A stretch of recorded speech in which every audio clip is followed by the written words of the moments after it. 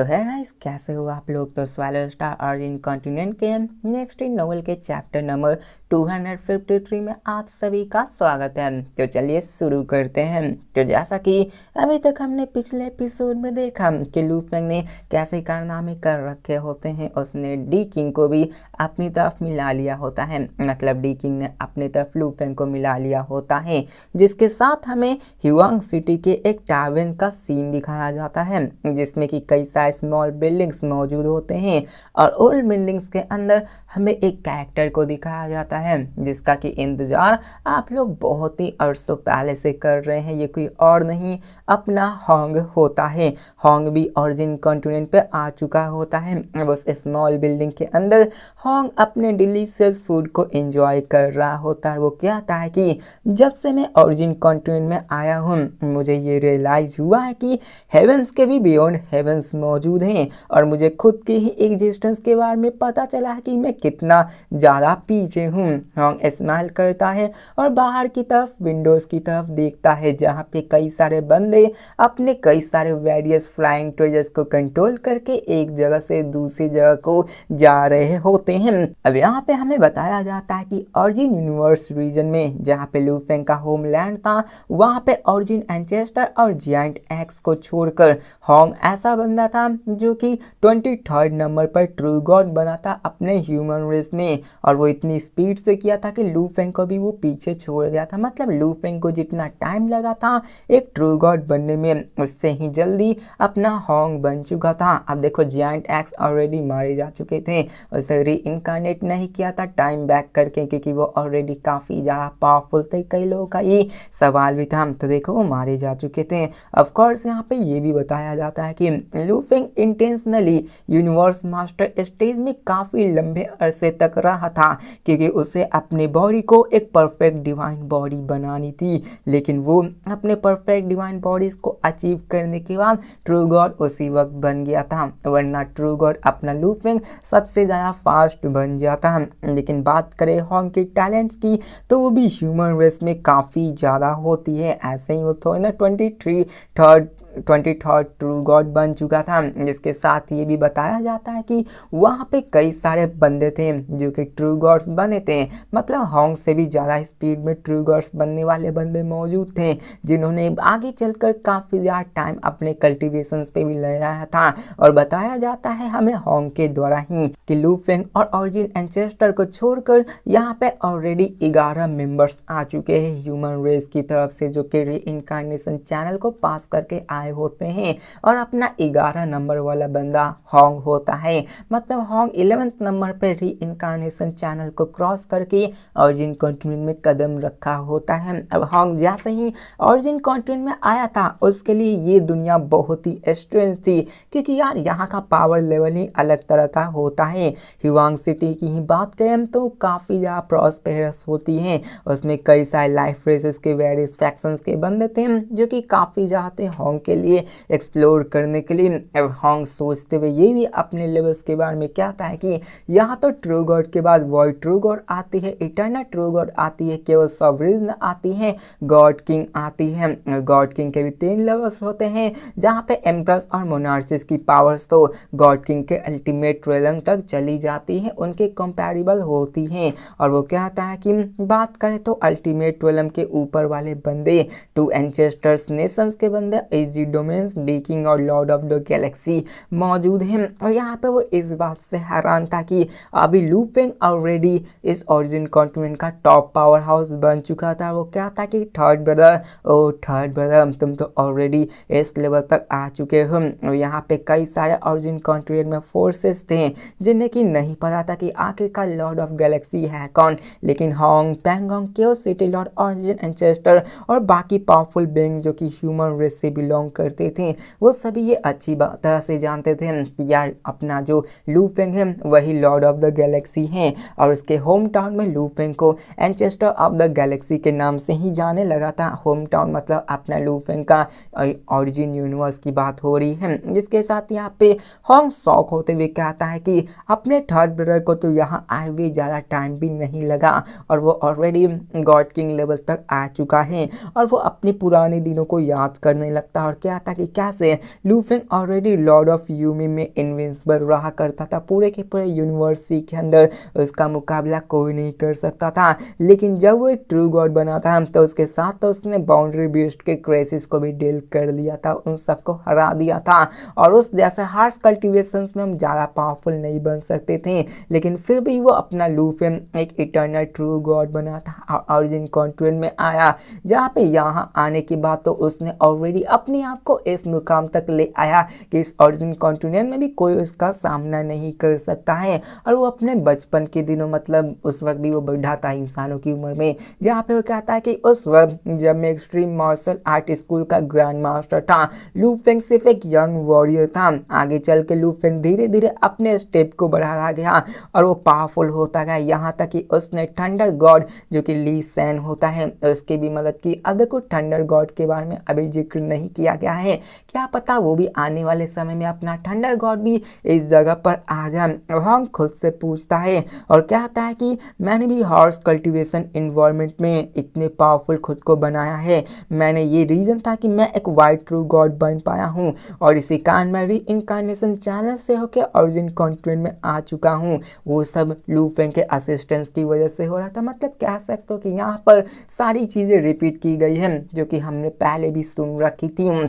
और वो ये भी बताता है कि लू फेंग के असिस्टेंस के बिना ऑरिजिन एंसेस्टर कभी भी रिलीज नहीं हो सकते थे और पूरे के पूरे इंटायर ह्यूमन रेस को ले आए लू फेंग को हटा दिया जाए तो सिर्फ एक केओस सिटी लॉर्ड के पास ही ऐसी पावर्स थी, इतनी एबिलिटी थी कि वो इस री इनकारनेशन को खुद के बदौलत सर्वाइव कर सकते हैं। मान लो कि अपने ऑरिजिन एंसेस्टर रिलीज ही ना होते तो बचता कौन, लू फेंग को भी हटा दो तो वहाँ पे सिर्फ अपने केओस सिटी लॉर्ड थे जिनके पास इतनी टैलेंट थी कि वो अपने आप को उस लेवल तक ले जा सकते थे जिससे कि वो इस री इनकारनेशन एरा को सरवाइव कर सके। हॉन्ग की बात करें तो उनकी भी टैलेंट और अंडरस्टैंडिंग बाकी सारे बंदों से काफ़ी ज़्यादा थी, लेकिन अगर टॉप 5 ह्यूमन ग्रुप्स के बंदों की बात करें तो हॉन्ग टॉप 5 में नहीं आता है। टॉप 5 में पेंगोंग, अपने primer chaos city Lord, darkness master, ये सभी आया करते थे। जिसके साथ वो ये भी कहता कि जब मैं ऑरिजिन कॉन्टिनेंट में आया तब मुझे पता चला कि आखिरकार बंदे कितने ही ज़्यादा स्ट्रांग होते हैं। मैं जो खुद को इतना स्ट्रांग मानता था, मुझे यहाँ पे आने के बाद पता चला कि असल में इतने ज़्यादा स्ट्रांग तो यहाँ के हर एक बंदे हैं। मतलब कि यहाँ पे माइंड में काम करने वाले बंदे भी मुझसे ज़्यादा स्ट्रांग हैं। वो कहता है कि यहाँ पे जो ऑरिजिन कॉन्टिनेंट के जीनियसेस हैं काउंटलेस नंबर्स में आए हुए हैं, अलग अलग 3000 यूनिवर्सेस के बंदे इस जगह पे मौजूद है। तो कह सकते हो कि ये सारी बातें बिल्कुल बकवास और पुरानी सी थोड़ी बोरिंग सी लग सकती है और यहाँ पे वो अपने आप को कंपेयर कर रहे होते हैं बाकी सारे बंदों के साथ कि ये वो सब ये है। अब यहाँ पे ये भी बताया जाता है कि जो भी ह्यूमन बीइंग्स जो अपने ट्रांसेंडेंट रीइंकार्नेशंस को पास करके ऑरिजिन कॉन्टिनेंट में आता है, लू फेंग ने उसके लिए highest standard of cultivation resources को प्रिपेयर करके रखा होता है जिससे कि वो अपने कल्टीवेशंस को बहुत ही स्मूथली बढ़ा सके। लेकिन बात करें हॉन्ग, पेंगोंग, गियोंगमिंग और बाकी सभी को तो उन सबको थोड़ा सा अलग अनएक्सपेक्टेड गिफ्ट मिलता है, मतलब उन सबको ज़्यादा रिसोर्सेज दिए जा रहे होते हैं। यहाँ तक कि इन सब मिलने के बावजूद भी उनके लिए इटर्नल ट्रू गॉड बन पाना भी थोड़ा सा चैलेंजिंग होता है। मतलब कह सकते हो कि यार उन सब में टैलेंट तो है, लू फेंग रिसोर्सेज तो दे रहा है, लेकिन फिर भी यार उन्हें इटर्नल ट्रू गॉड बनने में ही इतनी ज़्यादा परेशानी झेलने पड़ी। आखिरकार वो केओस लॉर्ड कैसे बनेंगे और साथ में वो ट्रू मतलब गॉड किंग कैसे बन सकते हैं। अब इसी के साथ हॉन्ग ये सब बातें कह ही रहे था जो कि बकवासी बात थी, लेकिन तभी उसके पास एक मैसेज आता है और जैसे ही वो उस मैसेज को पढ़ता है वो काफ़ी ज़्यादा खुश होता है। वो मैसेज कुछ और नहीं, अपने ऑरिजिन एंसेस्टर के गॉड किंग बनने की मैसेज होती है और हॉन्ग काफ़ी ज़्यादा एक्साइटेड हो जाता है। यहाँ पे ऑरिजिन कॉन्टिनेंट में आने के बाद ऑरिजिन एंसेस्टर की टैलेंट ऑलरेडी बाकी के ह्यूमन पावर हाउसेस से काफ़ी ज़्यादा होती है। हॉन्ग खड़ा होता है और उस तरफ निकल पड़ता है इसके साथ हमें एक स्मॉल बिल्डिंग के अंदर का सीन दिखाया जाता है। ये वही बिल्डिंग है जहाँ पे होंग खाना खा रहा होता है। अब जैसे ही वो उठता है, वहाँ का बंदा अपने होंग से पूछता है कि योर एक्सीलेंसी, क्या आप हमारे खाने से सेटिस्फाइड हैं? तो होंग की स्ट्रेंथ अगर बात करें तो ह्यूआंग सिटी में नेग्लिजिबल कहा जा सकता है। होंग की यार पावर ही क्या है, उसके जैसे तो यार मिलियंस ट्रिलियंस में भरे हुए हैं, लेकिन वो अपने डॉहो सेट का एक गोल्ड डिस्पल होता है, जिसके कारण ह्यूआंग सिटी का मर्चेंट भी अपने होंग को नेग्लेक्ट नहीं कर सकता था। यहाँ पे होंग भी कैजुअली उसको पैसे देता है और वहाँ पे अपने फ्लाइंग बोर्ड को निकाल कर डॉहो सेट की तरफ निकल पड़ता है। मतलब यार अपने राइटर ने भी बहुत ही बकवास भर रखी है, आखिर खाने के बारे में कौन बात करता है।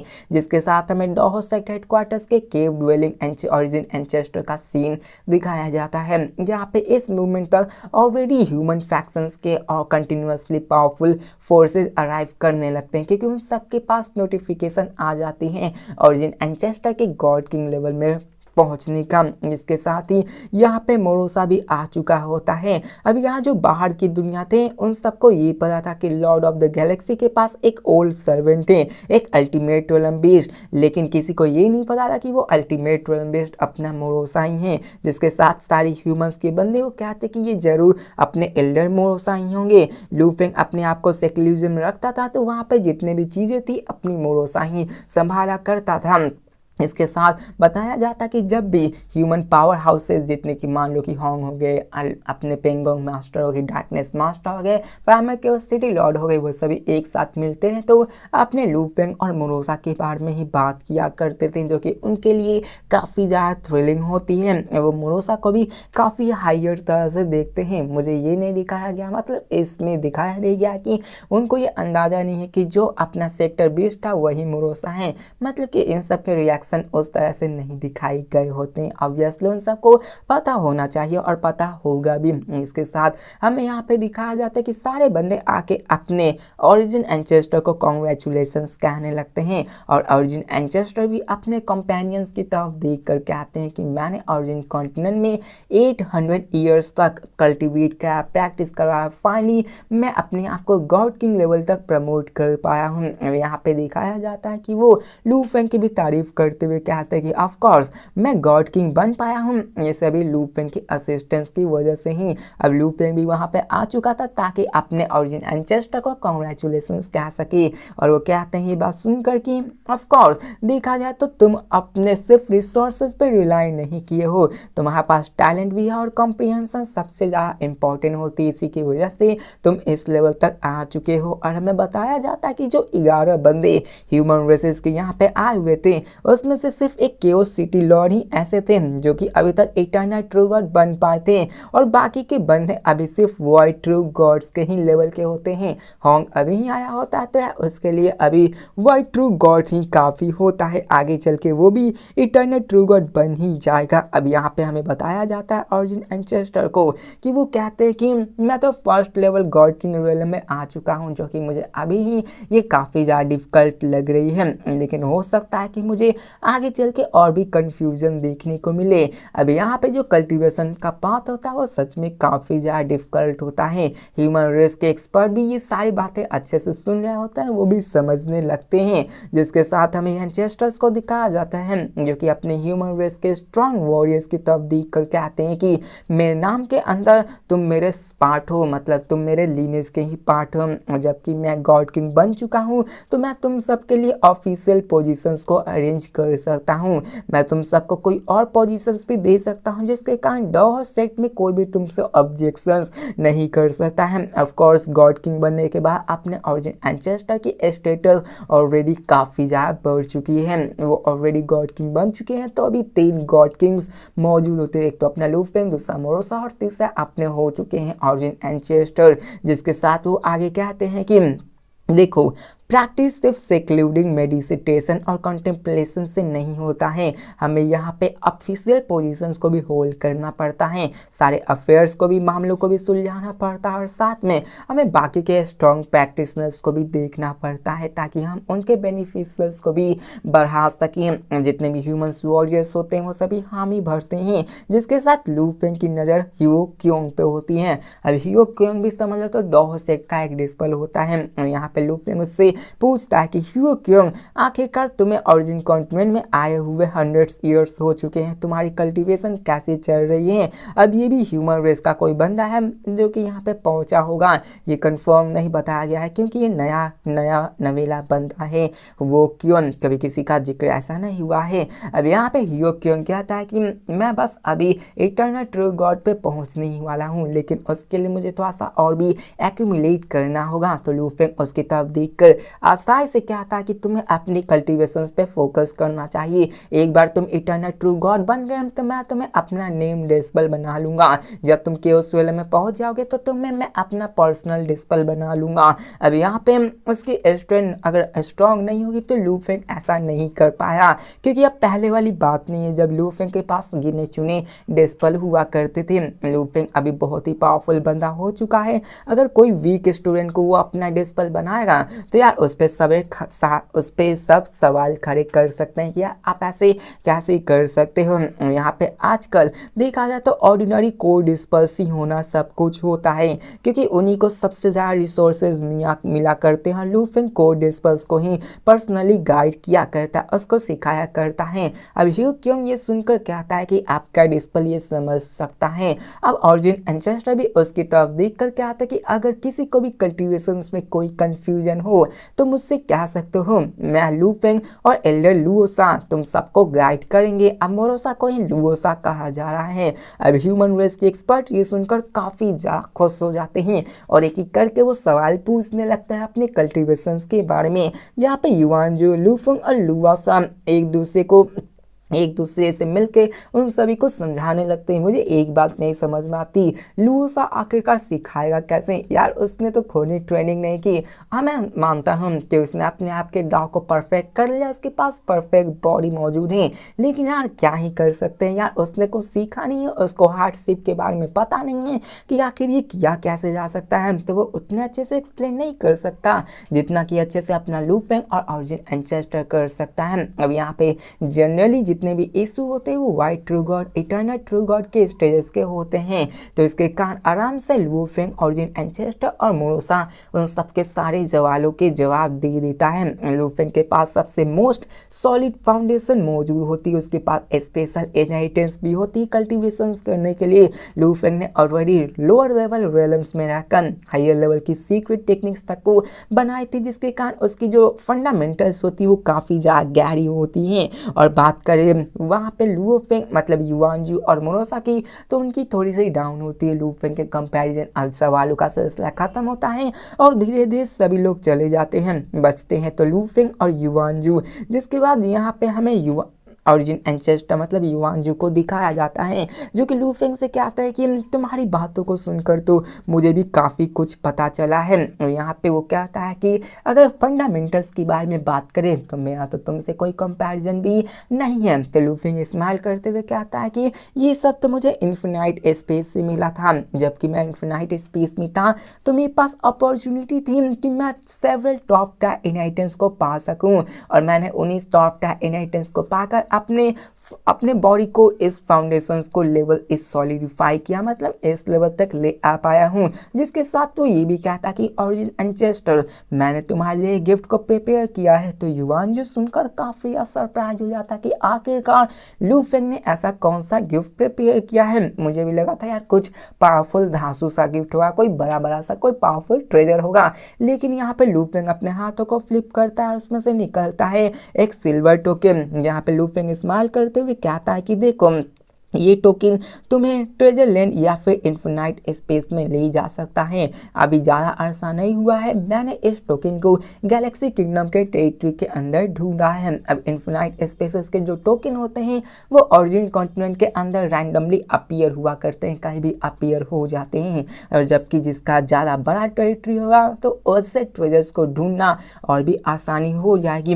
यहाँ पे युआनजू भी काफ़ी ज़्यादा सरप्राइज होकर देखने लगता कि क्या इन्फिनाइट स्पेस टोकन, अब देखा जाए तो इन्फिनाइट स्पेस टोकन भी काफ़ी अच्छी चीज़ होती है, क्योंकि वहाँ पे अपने टीचर युआन जू को काफ़ी ज़्यादा ट्रेजर्स मिल सकते हैं, जिससे कि अपने युआन ने छोड़े होते हैं, ओवरलॉर्ड युआन ने छोड़े होते हैं। अब इसी के साथ यहाँ पे ये भी बताया जाता है कि जो युआन की पोजीशन और स्टेटस होती है, तो उसे ऑलरेडी अपने डॉहो सेट के सीक्रेट पीसेस ऑफ इंफॉर्मेशन से काफ़ी सारी चीज़ें पता चल चुकी होती, उससे भी ट्रेजर्स सारी चीज़ों के बारे में पता था कि कहाँ कहाँ और जिन कॉन्टिनेंट में मौजूद है। उसे ये भी पता था कि इन्फिनाइट स्पेसेस की पैलेसेस में highest important level of mental well को रखा जाता है, वहाँ पे आपको ट्रेजर्स मिल सकते हैं और वहाँ पे आप अपने किसी भी डॉ को ओपन कर सकते हैं। मतलब कोई अपने डॉ को सीख रहा है तो वहाँ पे अपने डॉ को अच्छे से बढ़ा सकता है। लू फेंग कहता है कि एंचेस्टर, तुमने दो पाथ को कल्टीवेट किया है, जो है रियलिटी एंड इल्यूजन। अब यहाँ पे जो रियल वर्ल्ड है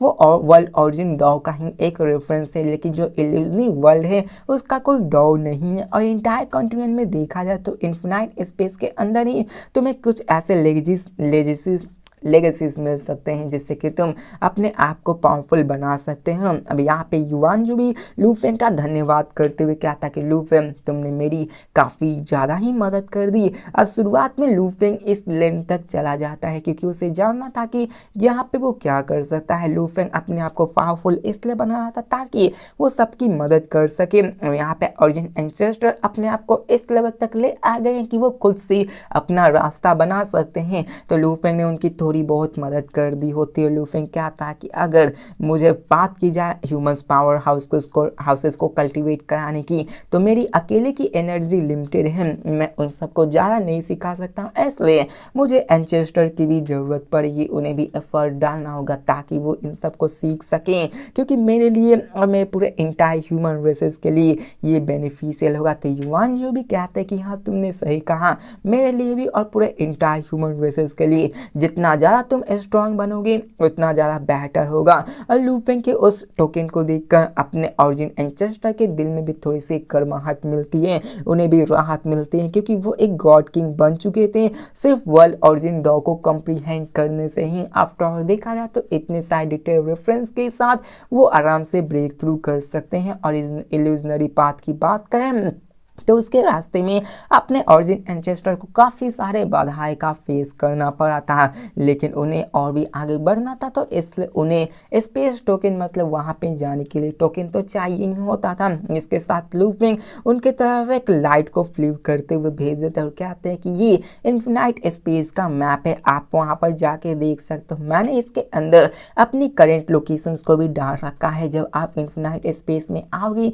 तो आप मुझसे जल्दी से आकर मिल लेना, क्योंकि वहाँ पे इन्फिनाइट स्पेसेस के अंदर कई सारे नेटिव फोर्सेस कंपीट कर रहे हैं और मैंने ऑलरेडी अपने सेंस का यूज़ करके 12 लोकल क्रिएचर्स को पकड़ के रखा है, जिसको कि मैं आपको दे सकता हूँ मारने के लिए। अब उन सारे क्रिएचर्स को मारने की वजह से ही लू फेंग को पॉइंट्स मिलते हैं। और अभी यहाँ पे युआन जी नया नवेला बंदा है, तो लू फेंग युआन जी को मदद करना चाहता है कि देखो बंदे ऐसे ऐसे किया जाता है। अब वो भी कहते हैं ठीक है, तो ओरिजिन एंसेस्टर उस टोकन को पकड़ते हैं और एक सिंगल से थॉट से अपने कॉन्शियसनेस को इन्फिनाइट स्पेस में भेज देते हैं। अब जैसा कि आपको याद होगा कि इन्फिनाइट स्पेस के अंदर आप खुद नहीं जा सकते हो, अपनी कॉन्शियसनेस को वहां भेज सकते हो। सबकी जो पावर लेवल है वो गॉड किंग के फर्स्ट लेवल तक ही सीमित हो जाती है। वहां पे अगर आप ब्रेक थ्रू करोगे तो ये बहुत ही मेजर ब्रेक थ्रू हो जाता है, लेकिन वहां पे ब्रेक थ्रू कर पाना काफ़ी ज़्यादा नेक्स्ट टू इम्पॉसिबल होता है। बहुत कम मतलब रेयर में कोई किए होंगे या फिर कोई नहीं भी किए होंगे। अब लू फेंग भी इन सब चीज़ों की तरफ देख रहा होता है, वो कहता है कि वहाँ पे जाकर अपनी इल्यूजनरी पार्ट से वो अपने स्पिरिचुअल विल पावर को स्ट्रॉन्ग कर सकता है। हो सकता है कि वो अपने स्पिरिचुअल विल पावर को स्ट्रॉन्ग करे तो उन्हें भी इन्फिनाइट स्पेस की तरफ से रिवॉर्ड मिल सके। अब इन सारे रिवॉर्ड सिस्टम को मैंने बताया कि युआन नहीं बनाया होता है, क्योंकि वो इनसाइड नेटिव बंदों को और भी पावरफुल बनाना चाहता था, जिसके साथ ही हमें लू फेंग को दिखाया जाता है कि ओरिजिन एंसेस्टर ऑलरेडी उस जगह जा चुके थे और वहाँ पे वो कहते हैं कि मैं जितना करूँ उतना इन सब की मदद कर दूंगा, लेकिन अल्टीमेटली उन्हें आप पे ही रिलाई करना होगा। मतलब यहाँ पे लू फेंग सबकी मदद करेगा, लेकिन उनकी टैलेंट कितनी है वो उस लेवल से जाकर अपने आप को पावरफुल बना पाएंगे। तो मिलते हैं नेक्स्ट वीडियो में और देखते हैं कि आगे क्या होता है और अगर नेक्स्ट गॉड किंग कौन बनता है, क्या अपनी ह्यूमैनिटी की तरफ से बनता है या फिर लू फेंग का कोई डिस्पल ही गॉड किंग में ब्रेक थ्रू करेगा। वो कौन है, यूजिन कुछ नाम था, वो शायद कर सकता है। तो इसी के साथ ये वीडियो खत्म होती है, तो मिलते हैं नेक्स्ट वीडियो में, तब तक के लिए बाय।